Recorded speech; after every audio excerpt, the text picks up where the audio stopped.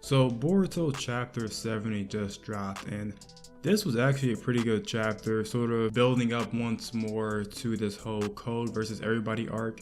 And we got to learn a lot of stuff in this chapter. I mean, Code finally getting his limiters removed. Also, Amado confirming Ada's abilities, telling us a little bit more about the Senrigan, and now informing Shikamaru about what it is. And we also learned that Konoha is broke and that their budget is a little bit low.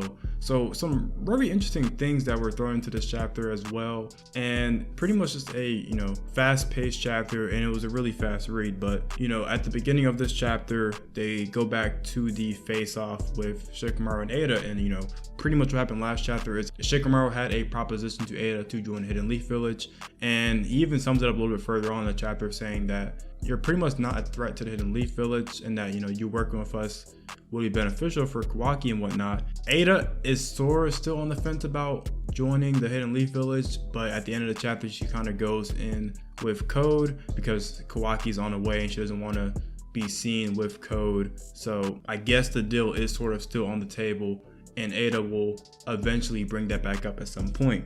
Now, this is the part that I know everybody was laughing at, was Naruto and this damn door, right? And in the spoilers, we were saying that, hey, Naruto can just blow up the door, right? But turns out the reason Naruto does not throw down the door is because the Hidden Leaf Village is on a strict budget, and they simply cannot afford to replace the door. They're probably just low on budget and they probably just can't afford it. So Shikamaru's just like, don't break down the door, right? I mean, it is what it is, and they probably just need to get their money up, right? And it goes forward to a scene with Sumire and Kawaki, and they're talking about his karma, and kind of what we pick up from this conversation is that Amado must have put his karma back on when he was getting it restored. Sumire even quotes that it was a lengthy process to bring Kawaki's arm back, and Kawaki pretty much summed up that he actually needs the karma, and it sort of reconfirms the idea that Amado put in his head earlier, right? And Sumire kind of theorizes that Amado sort of wants his karma for his own purposes. And I've kind of been on that same train of thought that Amado wants something to do with Kawaki's karma. I don't know what that's going to be or how he could potentially use Kawaki for his own gain. But at the end of the day, Amado needs Kawaki for something, but we're not necessarily sure what that is.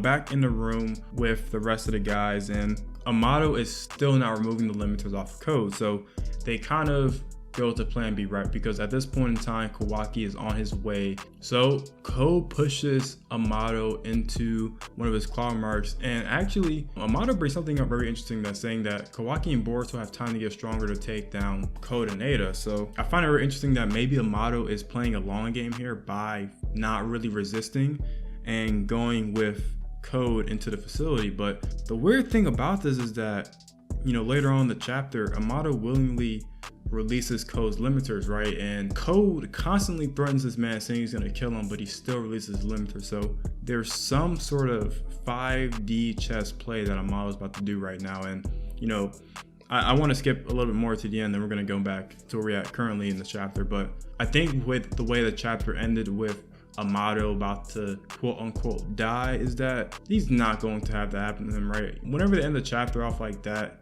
if they're going to kill him, they might as well have done it in chapter 70, right? So something's going to happen to where either Amado gets his way out of this, or Ada stops him, or something like that, to where he is not going to die in this situation. But we're back with Code and Amado, and Code and Amado are talking about taking these limiters off, and Amado saying, hey, I'll do it, if you spare my life. And Amado eventually folds, which he folded really quick, like really fast.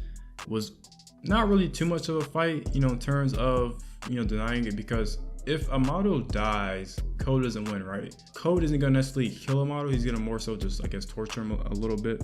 But, Amado gives it up. And the secret to unlocking Code's limiters was just so silly. There is no dress code. So by saying that Code's limiters are now removed, and we're now going to be able to see full power Code. Now, once Code's limiters are removed, Damon screams out white, referring to Code's hair, most likely, right? And it kind of resembles his karma, right? So if Code's hair, or whatever Damon said is white, sort of resembles Code's karma, I wonder if, just a little theory, I might have to expand on this in a later video, but I wonder if when Ko got the karma seal placed on him, if that white karma may have actually altered some of his physical characteristics, and that the limiter was put on after that and sort of restricted him somewhat. I wonder if that may be a possible reason. I'm not too sure, but it's sort of just a little bit idea that I thought of immediately when I see that, whole white thing. But yeah, his eyes change, his eyelashes change a little bit. Seems like he's sort of flared with power, and man, it seems like Ko without his limiters is going to be a serious threat. Now, one of my issues with Ko was that his character wasn't really that interesting, but I do think if they can sort of play off this Ko's limiter thing correctly, then Ko can actually be a very interesting character, right? We just kind of had to see how he sort of plays out in the story and what he does necessarily, and how he, goes up against Kawaki and Boruto. But, if he gets a character death, that'd be very interesting too, because, the stakes will be higher and, the characters will be more invested in taking down Ko. So I think that'd be very interesting as well. But, as far as this chapter goes, it was a very good chapter. I think that Kawaki may eventually go after Ko in chapter 71. In the middle of this chapter, I didn't mention it, but Kawaki eventually showed up by shrinking himself and putting himself in the vent, but he showed up a little bit too late. And Kawaki might potentially try to follow Code and take him on. If that happens, I'm sure he's going to need Boruto right along with him. Yeah, so this next chapter is going to be very interesting. We're going to see if Amado dies or not. I'm not going to say he's going to die. I mean, the chances of Amado dying are very low, but if he does die, one of my theories is that Amado dies, but we have to sort of learn more about Amado throughout the story, and we get sort of his secrets and stuff like that, see who he truly was, or Amado has something up his sleeve to fight back. But yeah, very interesting chapter. Very excited for chapter 71. Curious to hear what you guys thoughts about this chapter is. Make sure to leave a like, comment, and subscribe, and join the Discord. And I will see you guys later. Peace.